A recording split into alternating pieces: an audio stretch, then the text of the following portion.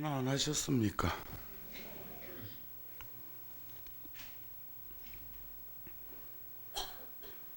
한 달에 한 번 장안사에 오는 것도 어느 날부터인가 참 빠르다는 생각이 듭니다. 엊그저께 왔다 간 듯 싶은데 또 가늠질. 엊그저께 법문 들은 것 같은데 또 왔네?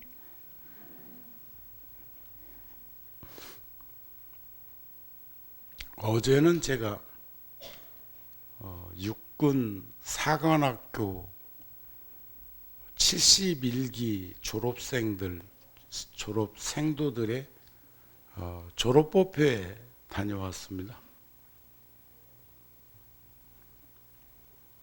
참 많은 청년들이 함께 할 수 있었고, 또 많은 청년들이 부처님 전에 귀의해서 그렇게 함께 동사섭하는 모습은 무척 좋아 보였습니다.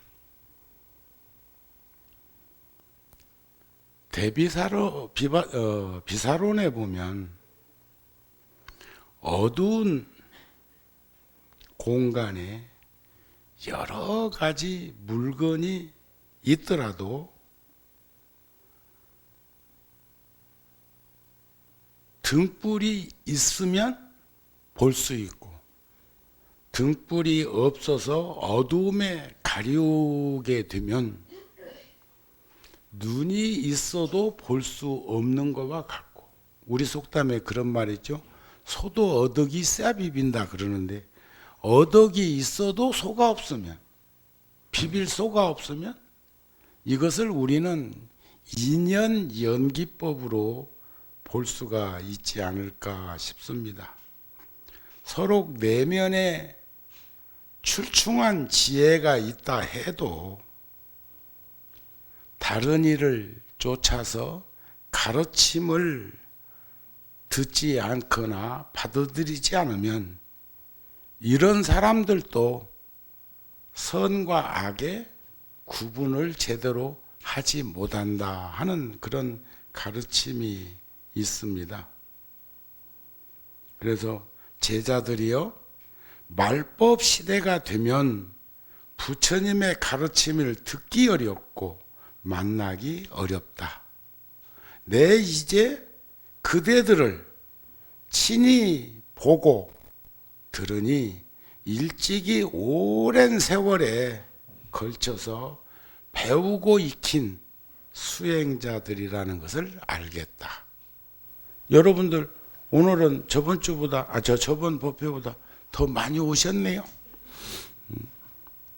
그러니까 그때 모두가 한 불자씩 더 함께 오기로 원을 세웠지만 그게 인연이 개합되지 않아서 다 그렇게 되지는 않았고, 오늘 또 제가 여기 온 중에 합창단도 제일 많이 나온 것 같아. 그래서 제가 오늘 제안을 하나 합니다. 4월 5일부터 4월 9일까지 4박 5일로 대만 불광산사에서 아마 거기에 합창제에 참석하는 인원이 10,000명이 넘는다고 그래요. 세계 각국에서 모이는데, 그래서 이제 구룡사 열애사에서 한 팀웍을 이루는데 분당도 한 식구니까 장안사 불자들도 함께 화음만 맞춰보면은 오늘 귀담아 들어보니까 아주 잘하시네요. 아주 숙성되어서 이제 녹익은 느낌이 드는 걸 보면 전혀 빠지지 않는 장안사 그 합창단 불자들이라는 생각이 듭니다. 주지스님은 그걸 한번 협의해서 나한테 빨리 이 얘기를, 지금 곡은 선정되어서 그쪽에서 건너왔습니다. 그 열반경에도 맑고 밝은 거울로 보면 있는 그대로 다 비친다고 하는데, 제가 1월 달인가 12월 달 우리 잡지에다가 그것을 한번 눈여겨서 봤어요. 우리가 적응돼서 그렇지 거울에 비치는 걸 자세히 보면 오른쪽은 왼쪽으로 보이고 왼쪽은 오른쪽으로 보여. 거울 속에 비치는 게 나하고 너무 흡사 닮아가지고 그렇게 적응되고 진화하는 과정 속에서 그것을 수용하고 있기 때문에 그렇지, 지금 왼쪽이 여기죠. 지금 내 왼쪽 여기 아닌가요? 여러분들이 거울이라면 여기는? 아니. 그러니까 그런 것도 볼 수 있어야 되지 않을까 싶습니다. 그래서 법을 듣는 거울도 그와 같아서 누구에게나 비추기만 하면 다 취사 선택할 수 있는 지혜를 드러내서 바라볼 수 있는 것을 알 수 있었으면 좋겠다. 어저께 육군 사관학교 생도들은 결국 초급 간부로 이제 소유가 되어서 임관할 것이고, 그 중에는 이제 영관장교도 되고, 그 중에는 별을 달고, 우리 국가와 민족의 그 간성이 되어서 이 나라를 지켜야 되는, 어저께 신문에 보니까는 남북한이 합해가지고 한 176만? 167만? 176만 군인이. 그런데 통일이 된다면 한 50만 명만 있어도 된다고 나왔더라고요. 그러나 저러나 전쟁이 나면 살상무기를 동원해가지고 이 나라를 지켜야 되는 책무가 있는 이들이 군인인데, 그 군인들한테 3규의 5개를 주어가지고 불법성 삼보전에 신명을 다 바쳐 귀의합니다. 살생하지 아니하며 남의 물건 훔치지 아니하며 청정하게 살며 거짓말하지 않으며 술 마시지 않겠다? 이게 5개인데 그게 가능해? 전쟁터에서 나는 안 돼! 총을 들이우지 마. 전쟁은 안 일어나야 하지만. 그런데 신라시대 때의 원광법사의 화랑도 정신, 화랑 5개는 살생유택입니다. 살생유택. 가려서 하라는 거예요. 또 우리들이 절에 와서 처음으로 공부를 시작하게 되면 그때 교재가 초발심 자격문이에요. 초발심 자격문. 초발심 자격문인데 첫날 첫 시간에 배우는 가르침 중에 수 5개 10개 등 하야 선지지범 개차홀이라는 가르침이 나옵니다. 첫날 첫 시간에. 불교는 대단한 종교예요. 대단한. 잘 받아진이 돼. 범할 줄도 알고 열어줄 줄도 알고 개차 막을 줄도 알아라. 막을 찾자. 10개자 막을 찾자. 무엇을 열며 무엇을 막을 것인가? 자 보세요. 요즘 코미디 프로 가끔 보니까 사슴으로 나오는 머스마가 있더라고요. 그래갖고 암컷 사슴으로 하고 포수하고 또 자기를 좀 보호해달라고 하는 거 보신 적 있으세요? 없어? 나처럼 수준이 좀 떨어지는 이는 가끔 봐. 근데 하도 그 방송이 자주 해서 그런지 어느 날 들어보니까 그런 게 나오던데. 그런데 이제 거기 그 장면을 보면서 이런 생각이 들었습니다. 사냥꾼이 사슴몰이를 하고 있는데 삼거리길에 서 있던 정우 스님이 사슴이 도망가는 방향도 알고 있고 포수가 묻는 뜻도 알고 있고 정우 스님이 대답해야 할 내용이 생각나더라 그 말이요. 오른쪽으로 사슴이 도망갔는데 오른쪽으로 갔다고 하면 바른 말은 했으나 사슴은 포수에게 잡혀 죽을 것이고 왼쪽으로 갔다 하면 사슴은 살 것이나 나는 거짓말을 하게 되고 어느 쪽을 택해야 돼? 여러분들께서 한번 객관적으로 생각해 보세요. 어느 쪽을 선택해서 나는 말을 해야 할까? 오른쪽, 왼쪽. 50대 50. 응? 그래. 그것은 거짓말이 아니라 거짓을 들어서 방편으로 쓴 거예요. 왜? 살아있는 생명을 살리기 위해서. 이것이 바로 열 줄도 알고 막을 줄도 알고 범할 줄도 알고 지킬 줄도 아는 모습이라는 거예요. 집에서 어머니들이 자식들이 뭔 일을 크게 저지른 것은 감춰서는 안 됩니다. 짜내야 될 고름이라면 짜야 돼.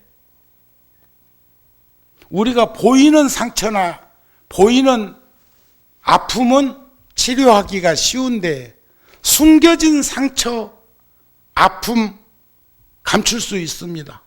예를 든다면 등에 종기가 났다. 손도 닿지 않는다. 방치한다. 숨긴다. 감춘다. 그게 골마서 뼈에 사무치면 골수염이나 골수암이 돼. 그러나 부끄럽고 창피한 일이지만 용기를 내서 도움을 청하면 그 골맞던 상처를 짤 때의 아픔은 아프지만 고름을 짜고 약을 바르면 새살이 돋고 나을 겁니다. 그런데 그렇지 아니한 상태에서 해야 될 일들도 있지요. 감춰야 되고 숨겨야 되고 덮어야 되는 일들이 있어. 예를 들어서 산길을 가다 보면 산속에 공중 화장실 잘 없습니다. 저는 통도사 주지소임 볼 때 8곳에다가 화장실을 수세식으로 이쁘게 잘 지었어. 8곳에. 그런데 등산을 하다 보면 없습니다. 화장실. 그죠? 자연 친화적으로 일을 봐야 돼. 근데 웬만한 사람은 집에서 출발하기 전에 일 보고 갔어. 작은 일은 볼 수 있지만 큰 일은 안 봐. 그런데 음식이 부조화 현상을 일으켰든지 아니면 긴장하고 신경 쓰다가 깜빡 잊었든지 여하튼 간에 일을 봐야 해. 그러면 그 사람은 사람들로부터 좀 멀리 떨어져서 처리하면 될 건데 급하니까 지나가는 길목에다 털퍼덕 내질렀다? 세 사람이 지나가고 있습니다. 한 사람은 흙을 파다가 덮었습니다. 한 사람은 그냥 방치하고 지나갔습니다. 한 사람은 그 배설한 자를 향해서 누군지는 모르지만 욕을 해대면서 휘젓습니다. 한 3일 전에 있었던 일인데 휘젓습니다. 그럼 어찌 돼야? 냄새 다 나. 요즘 청문회 보니까 그렇대. 다 별것 다 물어보대. 어떻게 국가를 이끌어 갈 것이고 어떻게 국민들을 위해서 그 소임을 볼 것인가가 난 더 중요할 것 같은데 신상에 대해서는 잠깐만 물어봐도 되고 비공개로 해도 될 것 같은데 아쉽고 안타까운 일 많지요. 근데 목적지 산에 갔다가 내려올 때 또 만났어. 그런데 그 한 사람은, 휘젓던 사람은 또 거기 가가지고 작대기로 휘젓습니다. 또 요게. 그런 일들이 세상에 비일비재하게 일어나고 있는 현상을 통해서 우리들은 어떻게 살아야 할 것인가. 그래서 저는 어저께 그 사관 생도들에게 한 잔의 컵에 담긴 천연 주스로 비유를 들었습니다. 여러분, 여기 한 잔에 천연 주스가 있습니다. 발효되어서 술이 되었습니다. 또 그 술이 발효되어서 식초가 되었습니다. 자, 주스는 먹을 수 있습니다. 모든 종교는 술은 먹지 말라 가르칩니다. 그리고 술이 발효된 식초는 주스만큼 먹으라 하지는 않지만 먹을 수 있다고 가르치고 있습니다. 여기에서 우리는 무엇을 봐야 합니까? 불교의 선지지범 개차에 대한 것을 다시 한번 강조해서 잘 진이되 범할 줄도 알고 열 줄도 알고 막을 줄도 알아야 되는 그러한 불교의 대승 불교의 진수를 단편적으로 표현했습니다. 술을 먹지 말라는 연유는 취해서 실수하고 만 가지 화근의 씨앗이 그곳으로부터 출발하기 때문이라는 것을 생도들한테 얘기한 것이 아닐까. 그런데 많은 생도들이 역시 대한민국의 젊은이들은 건강하고 그래서 그 부분에 대해서 화사한 미소와 긍정하는 그 눈빛을 목격하면서 대단히 저 자신도 기쁘고 기뻤습니다. 그러한 삶을 살기 위해서는 우리는 선지식을 가까이 해야 합니다. 좋은 이들을 가까이 해야 합니다. 우리들 주변에 좋은 이들 많이 계시죠? 대답 않는 것은 없다 소리인가 의심한다 소리인가? 응? 의심은 어리석은 자의 몸짓이야. 지혜 있는 자는 의심하지 않는다. 변별력이 있는데 판단력이 있는데 분별력은 의심덩어리요. 의심덩어리가 분별합니다. 시비합니다. 그러나 지혜의 덩어리는 변별력. 정확하게 그것을 진단하고 해답을 드러내서 행동할 수 있는. 제가 요즘 근간에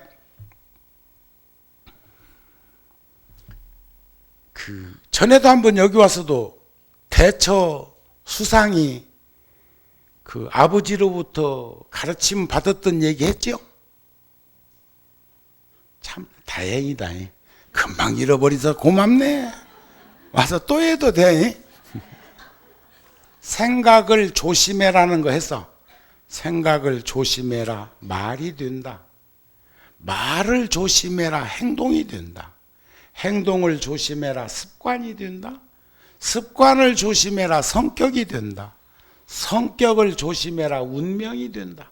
생각한 대로 운명은 정해진다. 이런 말을 했는데 그 생각이 어디서 나오냐면 마음에서 나온다고요. 그래서 능엄경 같은 경우에서는 맑고 깨끗한 마음이 어둡고 침침한 허공과 만나서 부딪히고 요동치고 흔들리다가 세상이 생겼다 그랬단 말이에요. 그런데 여기서 맑고 깨끗한 마음이 어둡고 침침한 허공이라는 건 뭘까?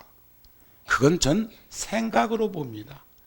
번뇌망상에 찌들어 있는 생각, 번뇌라는 전 탐욕과 썩냄과 어리석음, 개정의 사막의 생각, 마음, 어느 곳으로부터 출발하느냐에 따라서 그 사람의 삶의 현장에 벌어지고 있는 일들을 투영해 볼 수 있는데, 얼마 전에 프랑스의 소르본 대학 교수인 프랑시아 슈네라고 하는 비교 종교학자, 세계적인 석학인데 조간신문하고 인터뷰를 해놓은 기사가 있어서, 인터뷰 중앙일보하고 금요일자에 금요일날 토요일날 이런 때도 눈여겨보면 저 이삭죽 줍는데 저 괜찮은 것들이 있습니다. 그런데 그분도 연이나 같은 걸 드러냈어. 물론 인도 철학을 전공하고 비교 종교를 하신 분이기 때문에 그럴 수 있었겠지만, 그분은 단락을 대처수상처럼 그렇게 길게 얘기를 안 해서 생각, 행위, 습관, 성격, 운명, 이것은 결국 서양의 조상 대대로 대물림 받은 부모에게 물려받은 가르침이었구나. 대처 여수상만 그 말을 아버지한테 배운 게 아니었구나 하는 마음을 들게 만들었는데, 이걸 불교적으로 얘기하면 마음에서 생각이 드러난다고요? 오늘 아침에 문자 서비스, BBS 문자 서비스 정우 스님 판에 내가 지금 1년 이상 문자 서비스를 하고 있는데 그 말 오늘 아침에 나왔던데, 정신 머리, 가슴 답답, 마음을 얘기할 때는 가슴을 치고 정신을 이야기할 때는 머리를 치는 걸 보면 정신은 이 근방에 있는 것 같고, 그죠? 생각은 여기 있는 것 같고 마음은 이쪽에 담겨져 있는 것 같단 말이에요. 그런데 정우 스님이 뭐라고 해놨느냐? 아름다운 매화가지 잘라서 매화꽃 아름답다 전지해서 그 매화 가지를 쪼개서 쪼개본들 그 아름다운 매화꽃이 거기 나오더냐? 그러나 무료하고 한가할 때 늦겨울에 내년 봄을 맞이해서 통도사에서 매화 가지를 전지하다가 땅바닥에 떨어진 매화 가지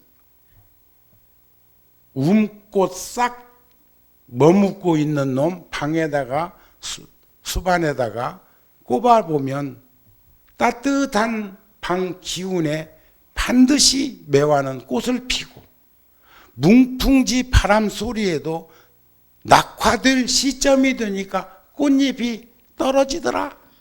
그게 정우 스님이 목격한 거요. 그것을 정리해가지고 내가 오늘 아침 문자 서비스 BBS 불교방송에 나오는 거기에 정리를 해가지고 내 놓은 소리요. 문자 서비스 보는 분들이 있어? 오늘 그 아침에 정우 스님 거 봤어? 못 봤어? 아니야? 그래요? 그러니까 그러면 정우 스님 문자는 나 아는이한테만 보내는가 봐? 문자 서비스 해가지고 나오는 판에 여러 명 스님들의 문자 서비스가 서비스 되고 있는 모양이던데, 저도 지금 1년 이상 하고 있어. 그러면 불교 방송한테 물어보세요. 정우 스님 거 받아보려면 어떻게 하면 되는가? 그것도 돈 내는 것 같던데. 그런데 두 번째는 전이란 마음으로 법을 들어야 돼. 한결같은 마음으로. 전이라다는 말 아시죠? 갈팡질팡 횡설수설 우왕좌왕 서로가 하지 않는 산만한 생각으로 들으면 아무것도 닿을 것이 없어. 세 번째는 마음을 두어서 늘 생각하세요. 그것을 억념이라고 그래. 억념. 기억할 억자에다가 생각념자. 그러니까 끊임없이 그러니까 우리는 생각이 끊어졌다가 뭐 술 먹는 사람들 그런 말에 아이고 제가 어저께 너무 많이 마셨나 봐요. 생각이 깜박깜박 끊어집니다. 또 어떤 분들은 뭐 건망증인가 무슨 치매 시초인가 깜박깜박 한다 그러네. 오늘 꼭 지켜야 될 약속을 꼭 지켜야 된다는 그 중압감이 그 약속을 잊어버리기도 한대요. 그런 기억들이 있으대요. 그래도 다행이요. 그걸 아는 것 보면 아직 치매는 아니구만. 치매 걸리면 모른대요. 누구세요? 그런대요. 이건 어디다 써요? 이런다는데. 건망증은 들고 컵을 찾으면 이 정도는 중증 건망증이고, 손에다 열쇠 꾸러미 들고 열쇠 어디 갔냐고 찾으면 그것은 좀 중증이라네. 중증? 무슨 중증? 건망증. 건망증. 그리고 그 열쇠 꾸러미를 어디다 써야 되는 물건인지 모르면 그건 이제 그 다음에 우리는 법대로 규범대로 행하면서 살도록 해야 합니다. 규범대로 살려. 법 지키면요 몸이 편안합니다. 그렇죠? 법 지키면. 제가 어릴 때 꿈이 운전수였거든요. 근데 70년대 중반에 어느 스님이 차를 운전하고 왔는데 나도 한번 해보자고 해가지고 그걸 내가 그 스님 옆에다 태우고는 길거리로 나갔다. 그때가 아마 76년도쯤 될 거예요. 지금 한 40년 전 얘기요. 경찰이 저기 서 있는데 불안하더만 응? 안전속도로 가고 있고 운전도 내가 면허증만 없지 눈썰미 있게 익혀가지고 알고 있는데도 면허증 없으니까 불편해. 그래서 거기서 내가 느낀 게 있어. 참 자격증이라는 게 이렇게 중요한 것이구나. 자격증이라는 건 결국 사람들이 믿고 이해하고 신뢰한다고 하는 것을 전제로 한 것이죠. 이해가 되시죠? 그리고 이제 그 후에 면허증을 딴 다음에 운전해 보니까 경찰 봐도 아무렇지도 않더라고요. 이거 지발젤인 거예요. 그래서 법대로 살면, 규범대로 살면 이렇게 편안한 것이로구나. 그래서 금강경에도 보면 나를 내세우고 나를 지키고 나를 드러내는 것이 결국 만 가지 분별상을, 아까 한 잔의 술이 만 가지 화근의 씨앗이라고 하는 말씀을 드린 것처럼, 그래서 우리는 일체상을 여인 사람은 결국 나를 드러내지 않는 사람이다. 그분을 이름하여 우리는 부처님이다 이렇게 말하거든요. 그래서 우리 이 방송을 보거나 분당 장안사 불자들께서도 이 세상에서 가장 어리석은 사람은 각기 자기 자신을 잃어버린 사람이래요. 잃어버린 사람. 저는 이번에 30년을 구룡사에서 함께 하신 보살님, 아들이 지금 66세니까 아마 그 보살님이 85세는 넘었겠죠.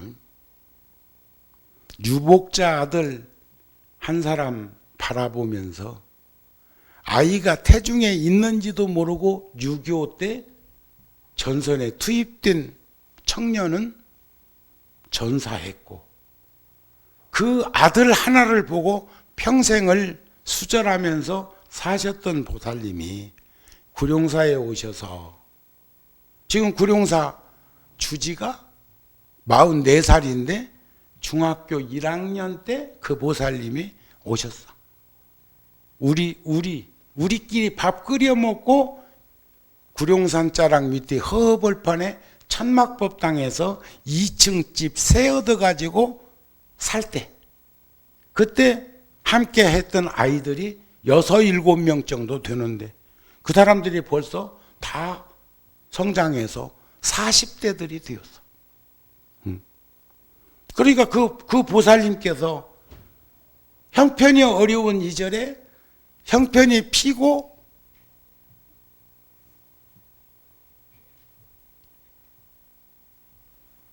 사람을 구할 수 있을 때까지 밥 좀 해준다고 오셨다가 눌러 앉아서 지금까지 사셨는데 연세가 드시면서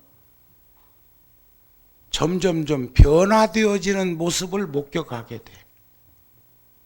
자, 우리들 부모님들, 우리들의 어른들, 이 현장에 있는 어른들도 그렇게 변화하면 참 식구들 힘들겠다는 생각이 들었어. 이게 뭐냐면 내가 나이 먹고 내가 늙고 내가 건강이 좋지 않다는 걸 인정 못하는 거예요. 난 정우 스님만 그런 줄 알았어. 정우 스님이 64살인데 임진생 64인데 주민등록상에 64을 내 실질적으로 스스로는 인정 못하고 있어. 왜냐하면 요 정도 나이면 바싹 늙은 할아버지였다는 것을 어린 시절에 시각으로 보고 있었기 때문에. 근데 내가 바싹 늙은 할아버지라는 것을 동의가 안 돼. 동의 되세요? 자, 그러면 여러분들 각자는 어떠세요? 보살님 80 넘으셨어요? 응? 호적에는 83, 넷? 그런데 한번 여쭤봐봐. 이따가 보살님 보고 그 인정하겠냐고. 응? 지금 건강하시오. 절에 오시는데 무난하시오. 옛날보다 눈은 좀 침침하고 귀는 멍멍하고 머리는 흐옇게 씌어졌을지라도 저도 40년 전에 군에 있었다고요. 40년 전에 청년이었다고요. 어제의 그 사관 생도들이나 동년배의 나이였을 거라고요.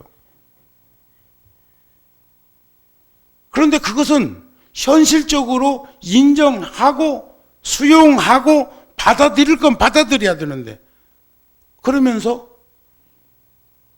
이제 와서 이젠 손을 내려놓고 다른 사람들한테 물려주고 그리고 큰 틀에서만 구룡사 살림을 살펴달라고 그러는데 동의 못해.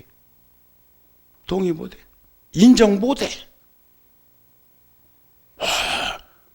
나는 이번에 그 보살님 집에 가셔서 좀 쉬었다가 후원에 개편을 하고 새롭게 사람들을 모색한 다음에 보살님 여기 오셔서 사시다가 여기서 돌아가세요 했는데 나는 이혼하는 줄 알았다. 아들이 당황해. 아들이 내가 절에 와서 살아니까 내가 못되며 30년이나 사신 분이 그래놓고 꼭 그러려면 구룡사 옆에다가 집 하나 사주세요. 난 이자료 달라는 줄 알았어. 내 평생에 처음 당해봤네.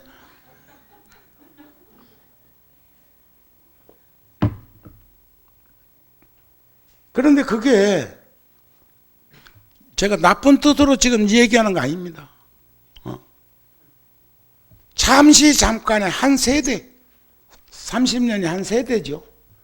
한 세대가 다 소멸되어 버린 거예요.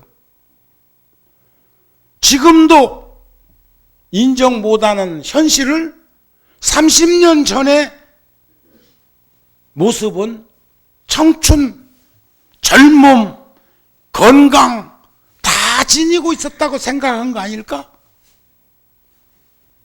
마치 내가 의탁했던 스님께 실망하고 화가 나서 내가 그 스님을 향해 가지고 한 20년 전에 그런 말 한 적 있어. 스님 따졌어. 내 청춘을 돌려주시오. 내 인생을 보상하시오. 응? 그 스님이 나 출가시킨 것도 아니고 다만 그 스님 법문하실 때 너무 신심이 나고 너무 자랑스럽고 감사하고 고마워서 나도 훗날 저 스님처럼 대중들에게 부처님의 법음을 전하면서 불자들에게 신심이 나게 하고 삶을 의미 있게 살 수 있도록 그렇게 하는데 작은 심이라도 보태야 되겠다 이런 마음을 가졌는데 막상 그 스님을 구룡사에 오셔서 법문 좀 해달라고 하는데 딱 거절을 하고 그 다음에 가서 또 한 번 말씀을 드리려고 갔는데 그 앞에 내가 갔을 때 얼마나 곤욕을 치렀다고 생각됐는지 서너 시간을 기다렸는데 결국 안 만나주는 거예요. 힘들어서 피곤해서 아무도 만날 수가 없다고 시자가 전하니까 그 방에다 내가 고함 쳤어. 내가 내 청춘을 돌려줘, 내 인생을 보상해라.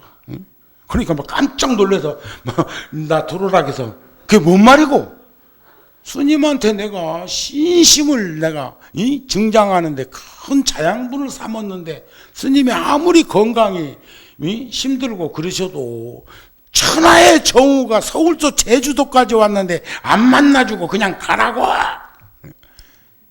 우리 은사 스님하고 친한 도반이었기 때문에 어리광을 부릴 수도 있었지만 그래 2번 다녀가셨어.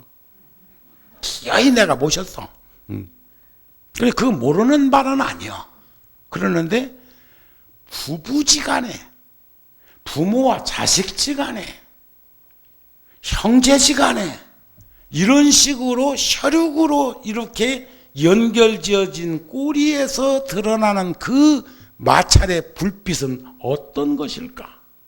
연세 많은 어머니가 마치 자식들로부터 어제 저녁에 좀 늦은 시간이기는 했지만은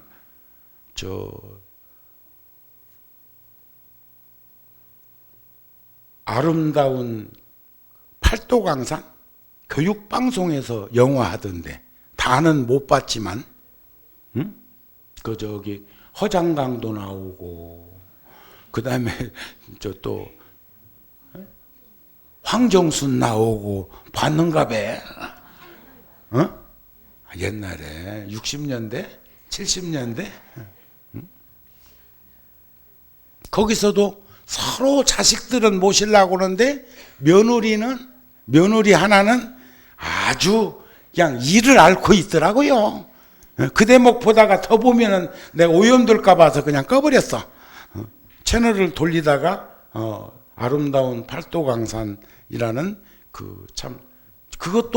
그런 것도 EBS 교육방송의 이사장이 여자분인데 우리 불교를 믿는 불자예요.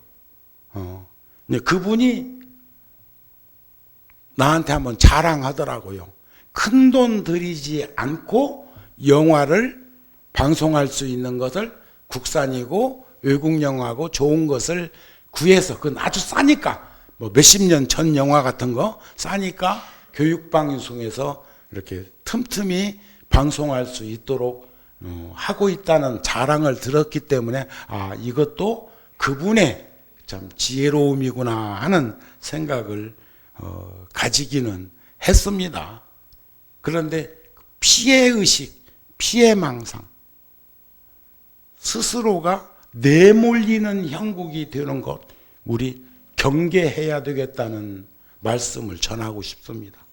그분 흉본가 아닙니다. 그분 애쓰셨습니다. 그분뿐이 아니라 스님 중에도 그런 분이 계셔요. 스님 중에도 30년을 천막법당에서부터 지금까지 내 옆방에 계시는 스님인데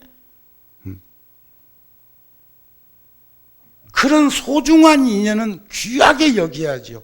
소중하게 간직해야죠. 늘 감사하고 고마운 마음 가져야죠. 그렇다면 우리들의 가족사도 마찬가지예요. 양가 어른들이 어렵고 힘든 시절에 허리띠 졸라매고 그 많은 자식들을 애써서 성장시키고 가르쳐서 토양을 다져놓은 상태에서 국가가 이 정도로만큼 발전했고, 세계적인 어떤 경제학자는 앞으로 20년 향후 20년쯤 되었을 땐 2150년 이전에 세계 5대 경제 강국이 아시아의 3곳, 유럽, 미주의 1곳, 미국과 독일과 중국과 일본과 한국이 세계 5대 경제 강국이 된다는 그런 발표문을 보더라도 우리나라 남북 통일만 된다면, 그것도 평화 통일입니다. 적화 통일이 아니고 된다면 얼마나 세상에 꽃 피워지는 일들과 얼마나 많은 열매들을 종자의 씨로 삼아서 세계에다가 이렇게 뿌려줄 수 있을 것인가 하는 마음을 가지면 더 열심히 잘 써야 되지 않겠느냐 하는 마음을 가지게 되더라, 그런 말입니다. 절대 어른들 내몰리는 형국으로 만들지 말고 내 스스로는 가족들에게 이웃들에게 피해의식, 피해망상으로 힘들어 어렵게 살지 마십시오. 사는 그 순간까지 자신 있게 살자고요. 당당하게 살자고요. 떳떳하게 살자가 때가 되면 가십시다.